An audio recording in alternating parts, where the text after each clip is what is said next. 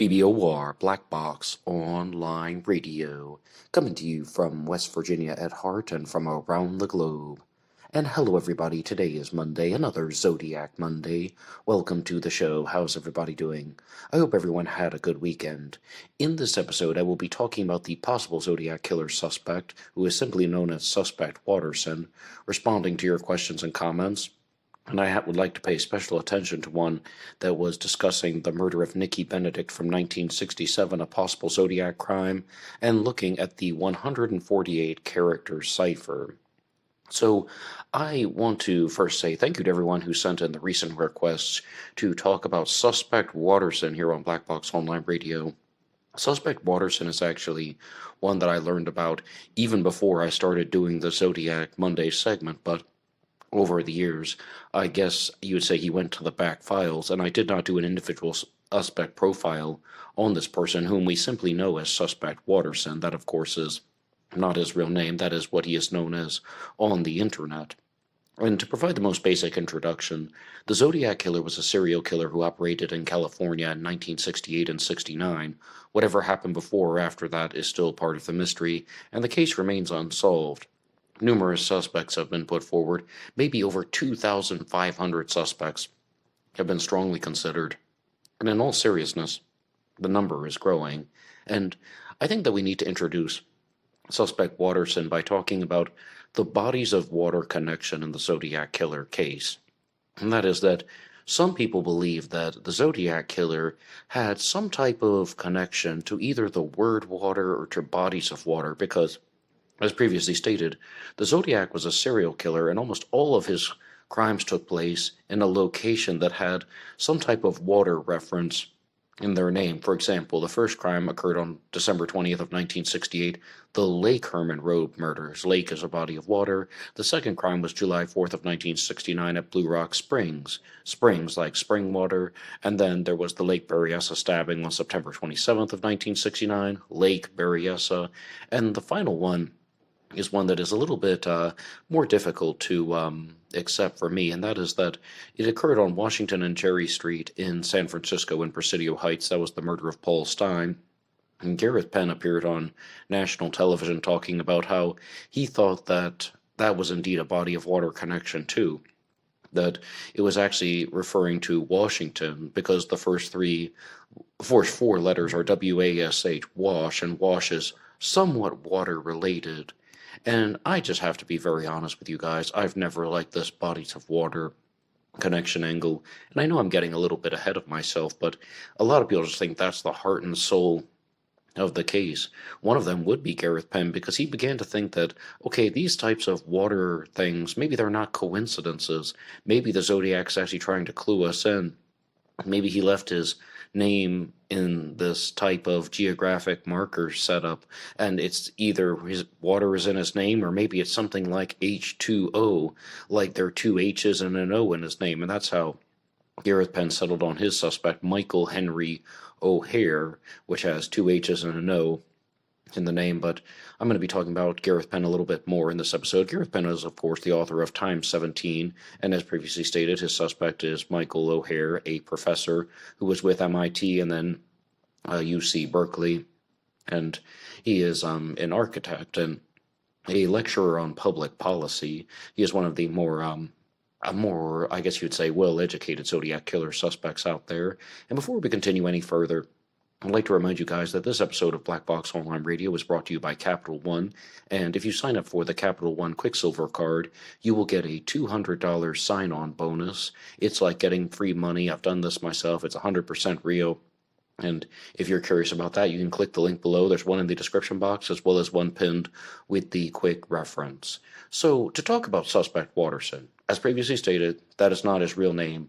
There isn't an enormous amount of information that is available online, and I was over on Tapatalk, and some people were just flat out saying that if we don't truly know who this guy is, how can he be properly vetted?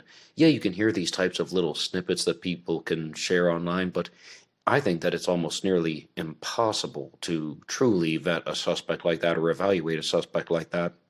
But to try our best, I think that we can look at the most basic rudimentary pieces of information.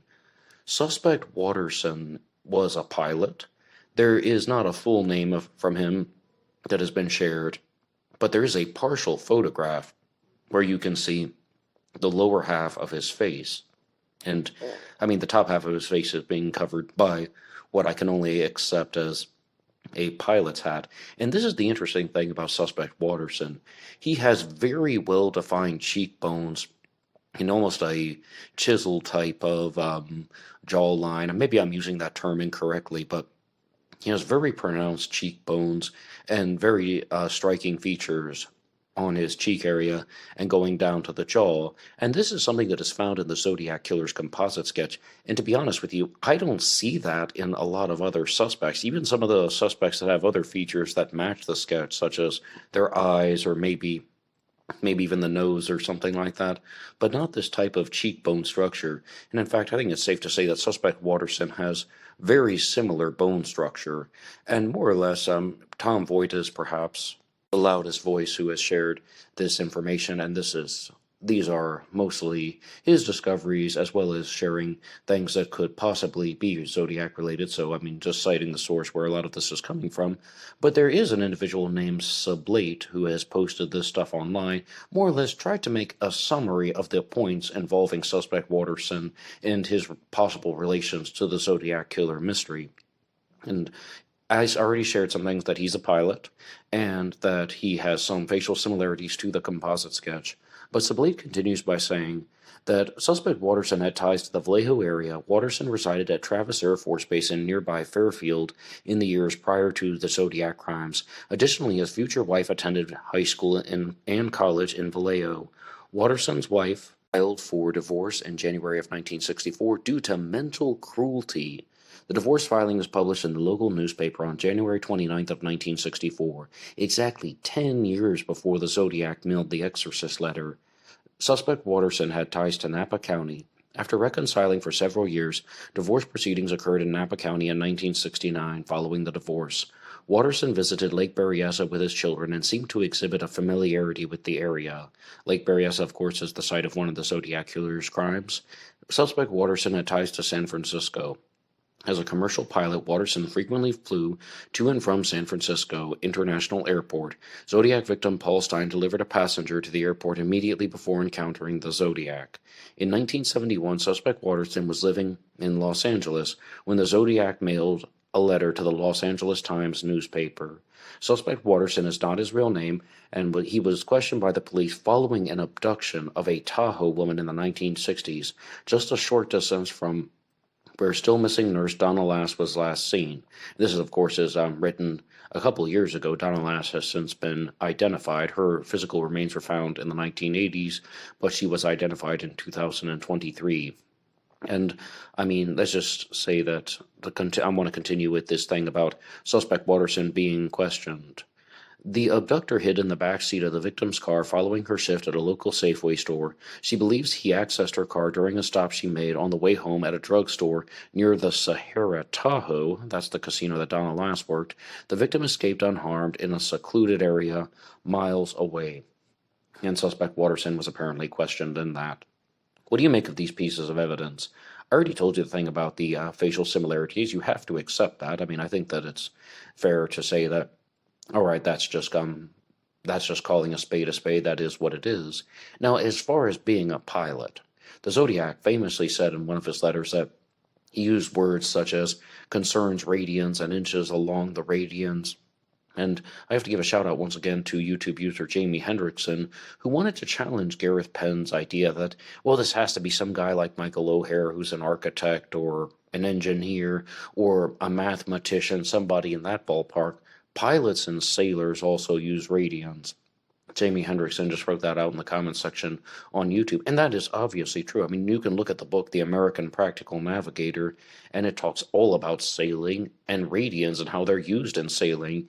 And as far as being a pilot, I mean, well, Suspect Waterson was indeed a pilot. You just heard right there. He was a commercial pilot, so he could have easily had exposure to these things, and he would be the type of person to plot things out on a map, put the radians on top of Mount Diablo, making a type of Mount Diablo code.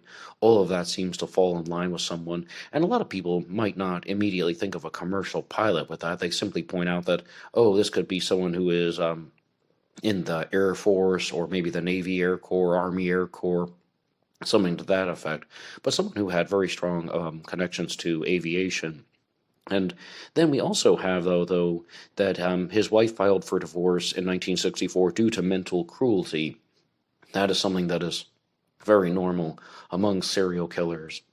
That doesn't immediately mean that suspect Watterson was the Zodiac, but just to point out that yes, people who are serial killers definitely do things like that to their spouses. Not all serial killers are married, of course, but to the ones that are, they very frequently have spouses that report aspects of mental cruelty, even if there isn't physical abuse. Mental cruelty, that could be something there. The divorce filing was published in the local newspaper on January 29th of 1964. Exactly 10 years later, the Zodiac mailed the Exorcist letter. I don't have any idea if someone really is going to do that.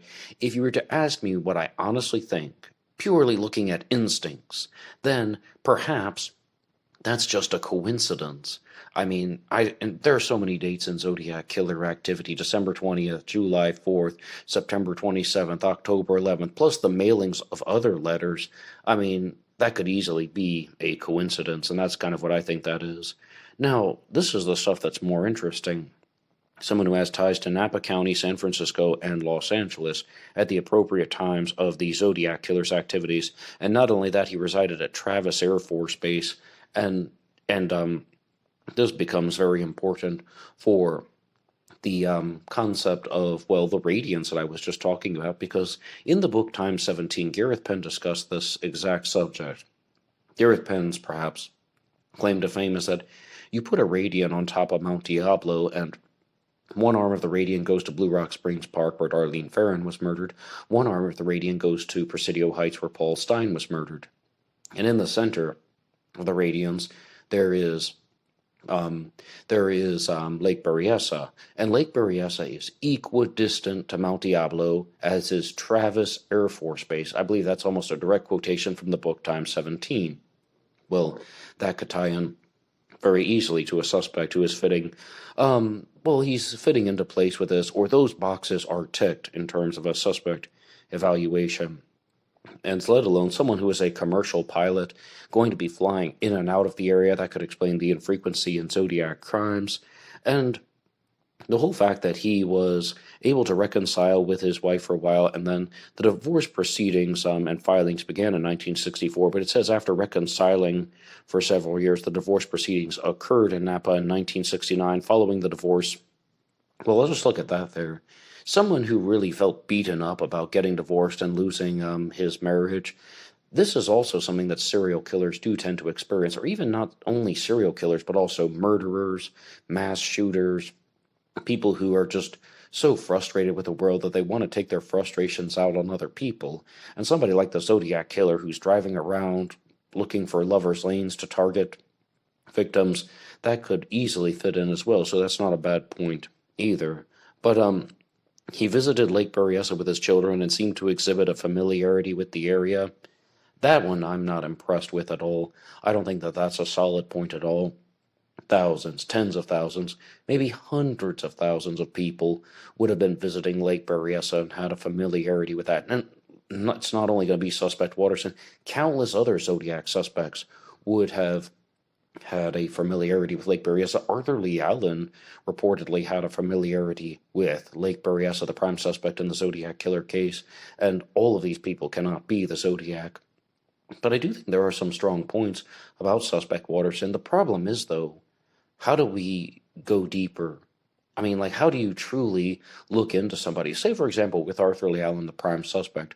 I was talking to you guys recently about the book The Allen Files here on Zodiac Monday, and John Bowman assembled Arthur Lee Allen's military records as well as other documents and put them all in order about Arthur Lee Allen's activities, and this is what he was doing in the 1950s. This is what his military training was like.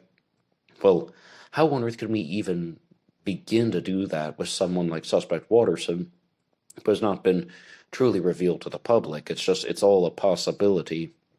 And maybe, if there was somebody who was closer to him than Tom Voigt was, maybe someone who was like a direct relative, and they wanted to do that and share their findings by simply redacting the name, maybe that could work. But in its current state, I'm just left with that whole concept of I want to know more, I want to hear more, but I'm not necessarily sure I'm ever going to get the exact answers until certain pieces of information are revealed. And it's not only his legal name, it's also the connections to that, like his work records, his background, any sort of like mental health histories or something like that that could be shared.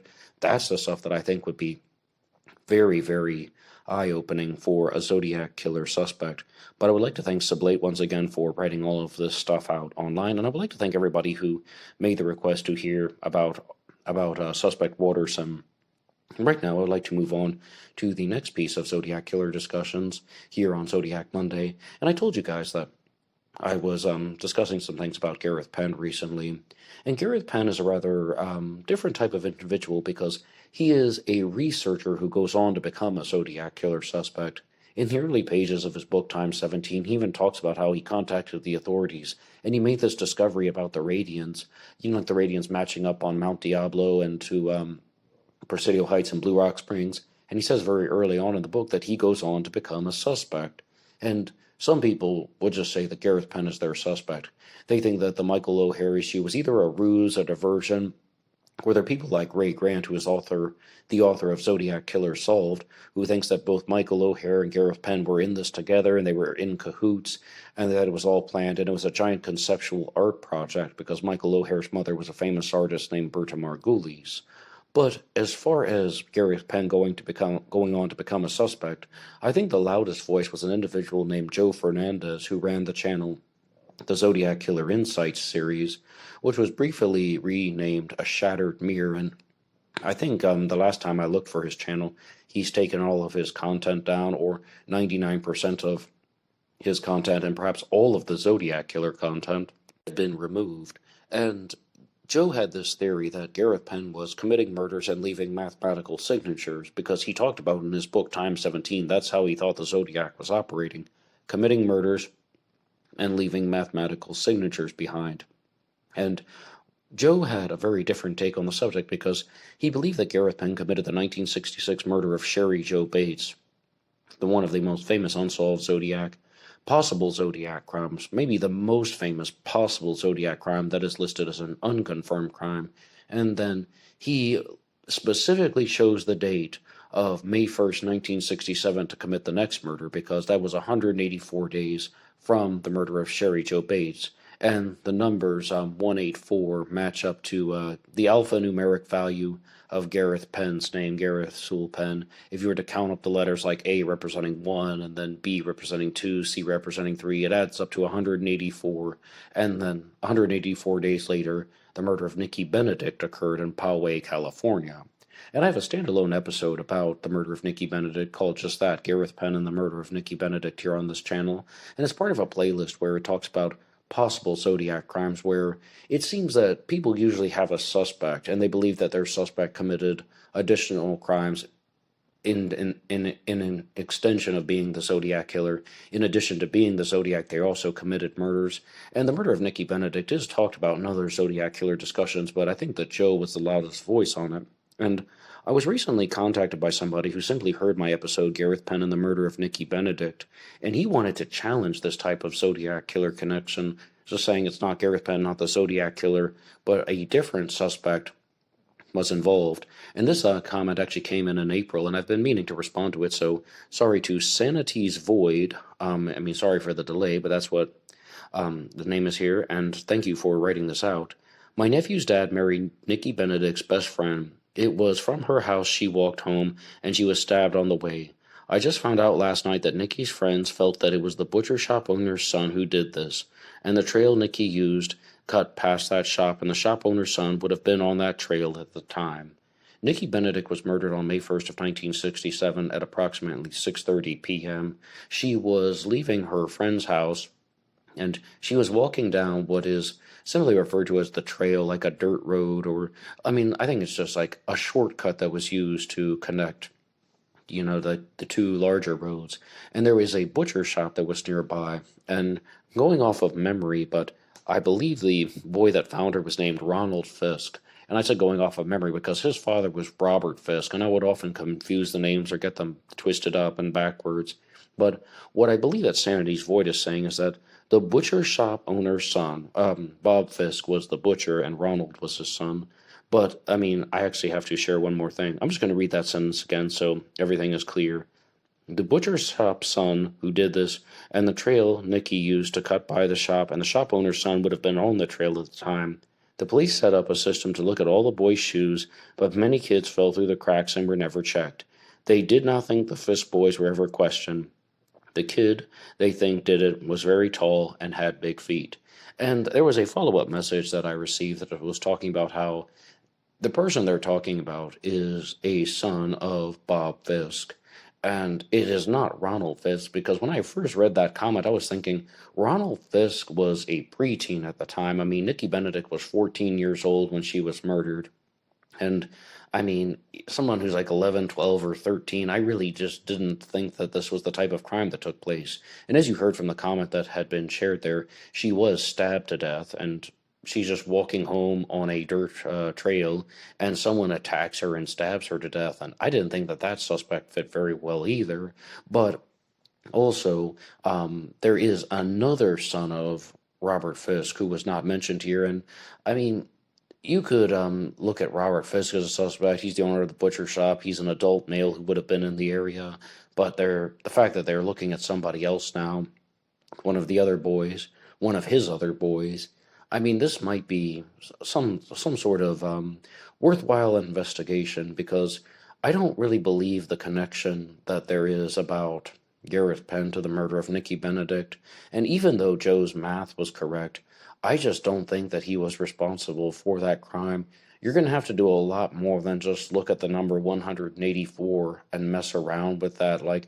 Because as I understand the research process, it was, all right, well, let's look at some possible Zodiac crimes that could have taken place, or let's look at some murders that took place on May 1st of 1967. Is there anything that happened in Southern California?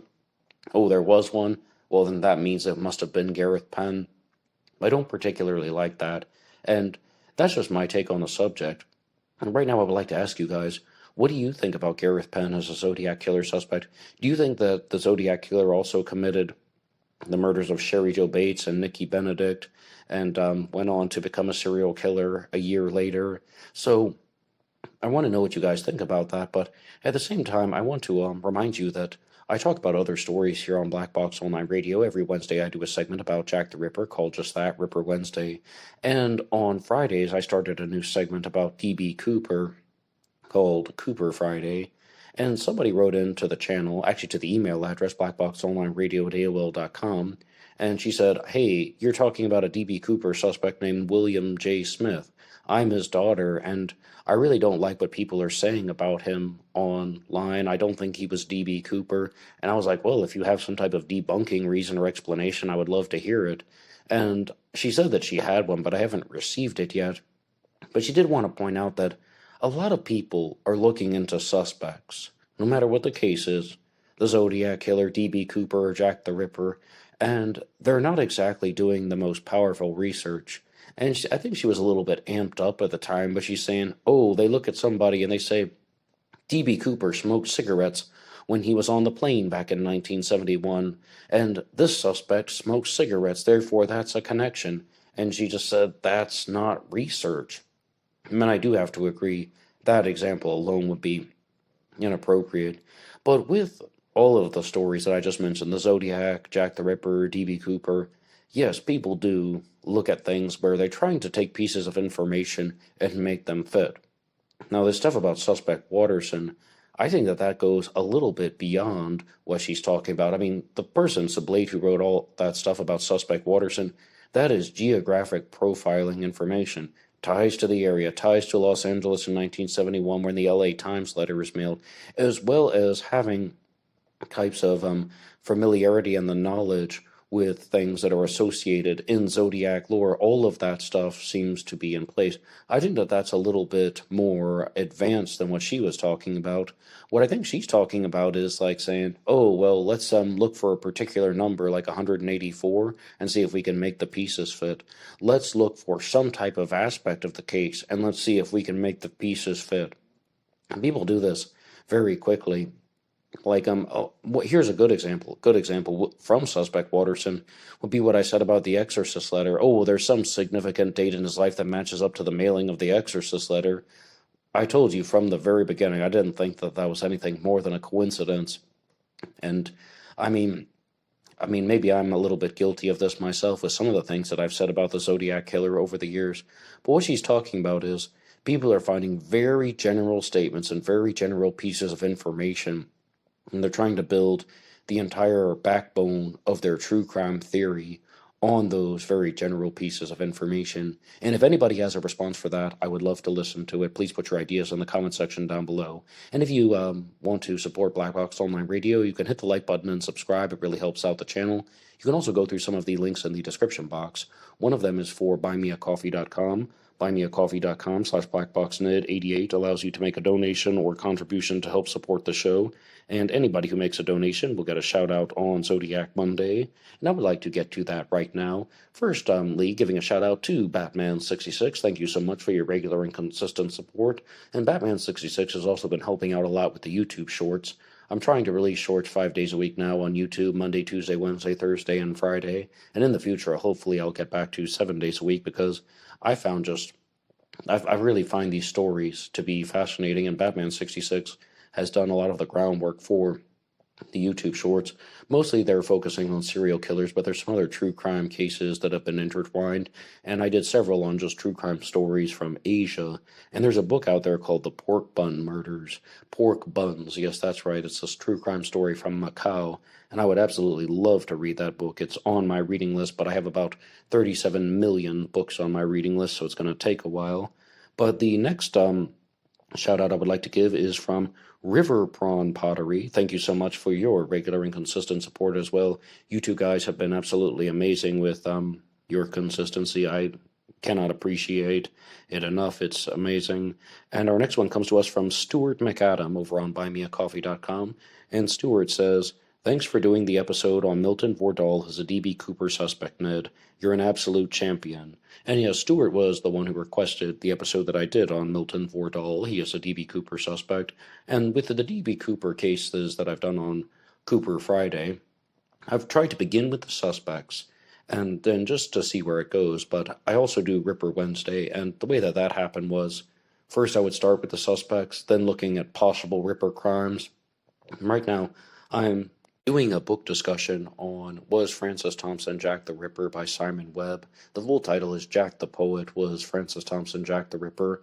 And the second part of that will be coming out on Wednesday. Now I'm into the territory of just reading the books.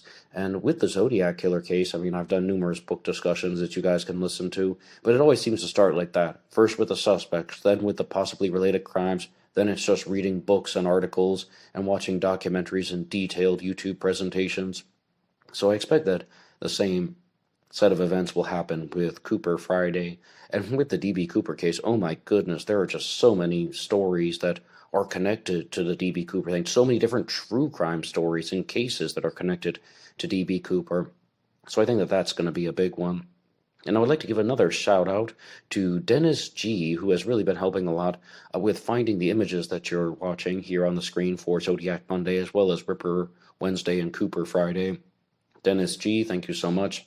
You are greatly appreciated as well. And I would also like to make the announcement that there will be a special live stream coming out on Tuesday for Black Box Online Radio, and that will be a True Crime Talk Radio Tuesday. It's going to be a very general true crime discussion, but it'll be a live stream where I can stop by and just chat with you guys, and if you have anything that you're curious about, you can throw it in the live chat, and we'll try to discuss it on the live stream. And to anyone who is listening to this in the future, I've done several different live streams here on Black Box Online Radio, and I'm going to make a playlist for them soon, but you can also just find it by putting Black Box Online Radio Live into the YouTube search bar, and you'll find a world of true crime episodes. But I would like to get back to today's topics. And in addition to everything that I've said so far about Suspect Watterson and Gareth Penn, I would like to look at an email that came to us from Sam Fisher, who sent this into BlackBoxOnlineRadio at AOL.com.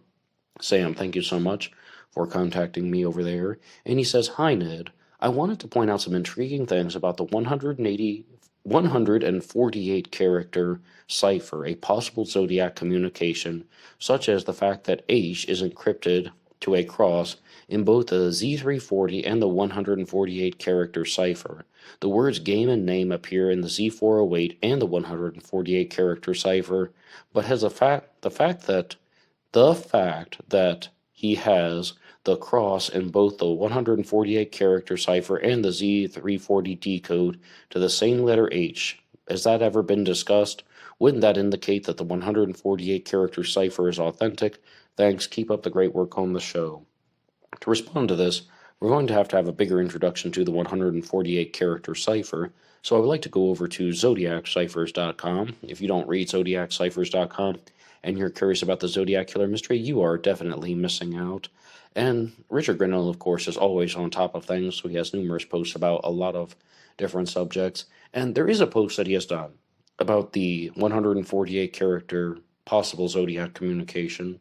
But also, I just want to point out that it begins with discussing the possibility of how the Zodiac Killer could have been influenced by the serial killer Ed Gein, and Ed Gein went on to become the inspiration for multiple films such as The Silence of the Lambs, Psycho, and even the Texas Chainsaw Massacre. They're just different elements of Ed Gein's story that have been worked into movies, and they even made a movie with Kane Hodder called Ed Gein, the Butcher of Plainfield, and I think that it's a reasonably entertaining serial killer film. I don't know if it's a perfect recreation of all the historical events, but it is a crime drama. I meant to say a reasonably entertaining crime drama, because I really try to differentiate the film presentations versus real life. But let's talk about the 148 character cipher.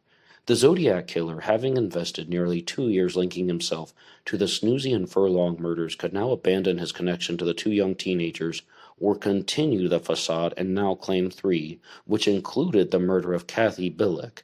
It was either all 3 or none. His choice became apparent when the 148 character cipher was mailed. This was sent in 1971. It was with a letter and it was deciphered. It said, "'Tis the Zodiac speaking. Why can't you stop me? I can't stop killing. Stop listening to phonies. If this is not on the front page, I will skin 3 little kids and make a suit from the skin." Now that, of course, is reminiscent of Ed Gein. And the reason why I brought up Ed Gein was that I think that this just is a further piece of evidence. It's another log on the fire that talks about a hypothesis, maybe even a theory that I've been supporting for so long. And that is just that the Zodiac Killer was an avid reader of true crime stories, magazines, books, all of that. The Zodiac was an avid true crime follower, and he incorporated those elements into the creation of his own serial killer persona, and whoever wrote the 148 character cipher most likely was. If you look at it, though, there's definitely some different handprinting on it, definitely some different printing of the cipher. Was this the real Zodiac trying to be sneaky, or was this somebody else altogether? And I'm going to read the block of text that is here that says, "I'll do it because I done it 21 times. I can't stop because fact that I kill makes it worse and I must kill more. Man is the most prized game. I'll never give my name because you don't understand. Next time I will send a patch of human skin if there is some left." And then it trails off the page. And the whole thing about sending in the patch of human skin, that reminds me not of Ed Gein, but actually of Jack the Ripper, talking about how he was threatening to mail in body parts. And it's possible that the Ripper actually did with the Ripper communications. But if we look here at the text of the 148 character cipher that was mailed in 1971, it says, "This is the Zodiac speaking." No, excuse me. It says, "'Tis the Zodiac speaking. Why can't you stop me? I can't stop killing. Stop listening to phonies. If this is not on the front page, I will skin 3 little kids and make a suit from the skin." Now, it says stop listening to phonies, plural. And what I believe Richard Grinnell is talking about in this episode, or in this article, is that The Zodiac Killer openly stated in the Z340 that he was not the person on the TV show who called the Jim Dunbar program and was using the name Sam and saying that he was the Zodiac Killer. He openly said that that was not him. So that's one phony. The fact that there are phonies, plural, who else could that be? Could it be referring to the serial killer Carl F. Warner, whom I simply call the SFB killer, Snoozy Furlong Billick murderer, because Carl F. Warner was convicted of that, of the Snoozy, Furlong, and Billick murders. That's why I call him the SFB killer. And the Zodiac could have been taking credit for that. Now, if you're going to ask me, do I think that this one is authentic or not? Of course I'm going to say I have to be on the skeptical side and say, no, I don't think it's authentic. I'm not convinced of that. But let's look at the text here. And it says, "'Tis the Zodiac speaking. Why can't you stop me? I can't stop killing." This is very reminiscent of the language that is found in the Zodiac Killer's Melvin Belli letter from December 20th of 1969, because the Zodiac is talking all about how there's this thing inside him which prevents him from stopping from killing. I mean, he can't control himself because of this thing inside of him. And there are numerous misspellings. I mean, there are numerous misspellings in this particular cipher. This person didn't even get the word "this" right. It says "'tis the Zodiac speaking." Now, that could have been intentional. But, I mean, the Zodiac seemed to be very passionate about that statement. This is the Zodiac speaking. Oh, and I almost forgot. In fact, I did forget to talk about that when I was doing the Suspect Watterson issue, because he was a pilot. Is that something that a pilot would have said? This is the Zodiac speaking, like this is the captain speaking. The Zodiac is very, very passionate about that. And, I mean, the stuff about making a suit from the skin, I mean, that's most likely a reference to Ed Gein, no matter who wrote that. But I also think that this could just be a little bit different than the Zodiac Killer statements. The Zodiac Killer talks about killing people. He talks about collecting slaves for the afterlife. Now, you want to talk about the Zodiac's 340 cipher? Those particular types of details are not found in this 148 character cipher. Slaves, paradise, death. The Zodiac mentioned that all the time, not only in the 340 cipher, but also in the 408 cipher, the first one that was solved. I like killing people because it's so much fun. It's more fun than hunting wild game in the forest, because when I die, I will be reborn in paradise, and those whom I have killed will be my slaves. That stuff is not found in the 148 character cipher. But let's look at Sam's email one more time. I wanted to point out some intriguing things about the 148 character cipher, such as the fact that H is encrypted to a cross in both the Z340 and in the 148 character cipher. The words game and name appear in the Z408 and 148 character cipher as well, but the fact that the cross is in both the 148 character and the Z340 decode to the same letter H, has that ever been discussed? Would that not indicate that the 148 character cipher could be authentic? And I think that he's referring to say, like, the cross is almost like a plus sign that is in the middle. And some people might look at that and just be like, absolutely, there's no way that's a coincidence. I don't care, 26 letters in the English language alphabet and a bunch of makeshift symbols. The cross is centered, and that is an H. And this would most likely be connected to the theory that the Zodiac realized that if he kept taunting the police in the same ways, he would get caught. So he had to do something that was going to change his MO, change the way he was committing crimes, and change the way that he was going to examine things, change the way that he was going to plan things. And doing this different type of handwriting, making sloppy ciphers like this 148 character cipher, yeah, I don't think that that's beyond belief. But I told you guys my strong stance. I was saying that I do not think that this is authentic. But I think that that is a remarkable coincidence. And this whole thing about stop listening to phonies, and then the Zodiac has put that in the decode that wasn't me on the TV show. That's not the same type of language. So that's why I'm on the skeptical side. But it's the same idea. He's saying that, I hope you're having lots of fun trying to catch me. That wasn't me on the TV show, which brings up an interesting point about me. I mean, he's trying to make it clear that people are pretending to be him. But that just begs the question of, well, why didn't the Zodiac Killer do more when there was all this type of news about him, the 1971 film or something. Why did he stay silent? Or how about when there were other crimes taking place? And I mean, the Zodiac had numerous opportunities. If the Zodiac were alive in the 90s, and people like Arthur Lee Allen were being filmed for television sets, even if his face was blacked out, wouldn't he just say something like, "That wasn't me on the TV show then"? Or was the Zodiac killer persona put to rest? But what do you think? And the final challenge question is going to be, do you think the 148 character cipher is authentic? You've heard my take on the subject. What do you think about suspect Waterson? What do you think about the suspect Gareth Penn? And what do you think about the whole Radiance connection, bodies of water connection?